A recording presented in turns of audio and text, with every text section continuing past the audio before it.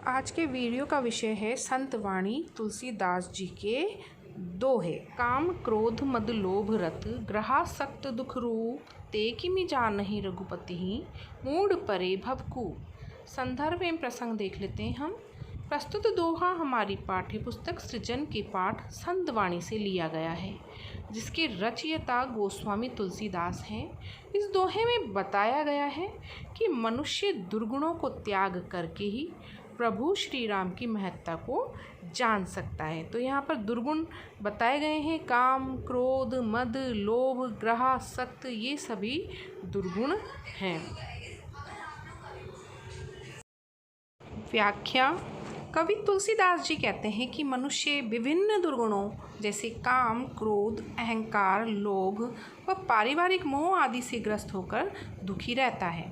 वह संसार रूपी कुएं में पड़े हुए मूर्ख के समान होता है और भगवान राम की महत्ता व उनकी कृपा को नहीं जान सकता। समस्त दुर्गुणों से ग्रस्त और सांसारिक मोह माया में फंसे लोगों को कवि ने मूर्ख माना है, जो कभी भी ईश्वर को प्राप्त नहीं कर सकते हैं। भाषा साहित्यिक ब्रज भाषा है, शैली उपदेशात्मक है, अनुप्रास व रूपक अलंकार का प्रयोग हुआ है। कहिबे कह रसना रची सुनवे कह किए कान धरिबे कह चित्त हित संत परमारथ ही सुजान। संदर्भ एवं प्रसंग। प्रस्तुत दोहा हमारी पाठ्य पुस्तक सृजन के पाठ संत वाणी से लिया गया है, जिसके रचयिता गोस्वामी तुलसीदास जी हैं। इन्होंने संदेश दिया है कि मनुष्य को अपने शरीर के अंगों का उपयोग परमार्थ में करना चाहिए। गोस्वामी तुलसीदास जी कहते हैं कि ईश्वर ने मनुष्य को बोलने के लिए जीभ या वाणी दी है, कहिबे को रसना रची, रसना मतलब जीभ, और सुनने को कान दिए हैं, जबकि कल्याणकारी या अच्छी शिक्षा धारण करने के लिए हृदय दिया है। यहाँ पर उसके लिए चित्त उपयोग किया गया है।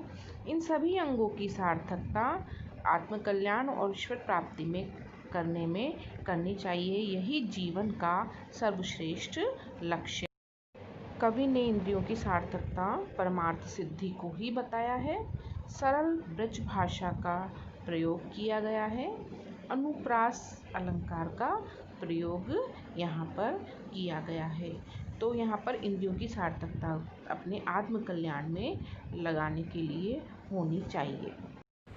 तुलसी भलो सुसंग ते पोच कुसंगति सोई नाउ किन्नरी तीर असी लोहा बिलो कहूँ लोई। तो यहाँ पर सबसे पहले हम संदर्भ एवं प्रसंग देख लेते हैं। प्रस्तुत दोहा हमारी पाठ्य पुस्तक सृजन के पाठ संत वाणी से लिया गया है, जिसके रचयिता गोस्वामी तुलसीदास हैं। इस दोहे में बताया गया है कि सत्संगति और कुसंगति का क्या प्रभाव होता है। व्याख्या। तुलसीदास जी कहते हैं, जो व्यक्ति सत्संगति से भला और प्रशंसनीय हो जाता है, वही व्यक्ति कुसंगति से सबको बुरा लगने लगता है। जिस प्रकार लोहा नाव और वीणा को बनाने में काम आता है तो उसकी प्रशंसा होती है, और यदि वही लोहा बाण और तलवार बनाने के बाद प्रशंसा का पात्र नहीं रहता है। सत्संगति और कुसंगति का यही प्रभाव होता है। राम कृपा तुलसी सुलभ गंग सुसंग समान जो जल परे जो जन मिले कीजे आपु समान। तो मैं प्रसंग और संदर्भ यहाँ पर नहीं लिख रही हूँ, क्योंकि जो पूर्व के दोहों में लिखा है कि प्रस्तुत दोहा हमारी पाठ्य पुस्तक सृजन के संत वाणी पाठ से लिया गया है, जिसके रचयिता गोस्वामी तुलसीदास हैं। और संदर्भ यहाँ पर है कि राम की कृपा से ही हमें सत्संगति और गंगा स्नान की कृपा प्राप्त होती है। अब हम यहाँ पर इसकी व्याख्या करेंगे। कवि तुलसीदास जी कहते हैं कि भगवान राम की कृपा से सहज ही प्राप्त होने वाला गंगा और सत्संगति का प्रभाव समान होता है।